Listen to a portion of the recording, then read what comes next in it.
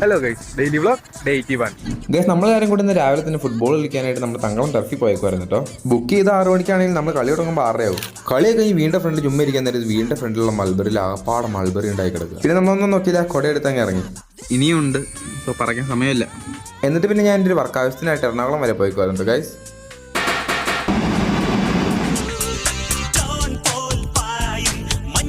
വർക്കൊക്കെ കഴിഞ്ഞ് ആലുവ മെട്രോ സ്റ്റേഷനിൽ എത്തിയപ്പോഴത്തേക്കും കുറച്ച് ഇരുട്ടിയായിരുന്നു കേട്ടോ.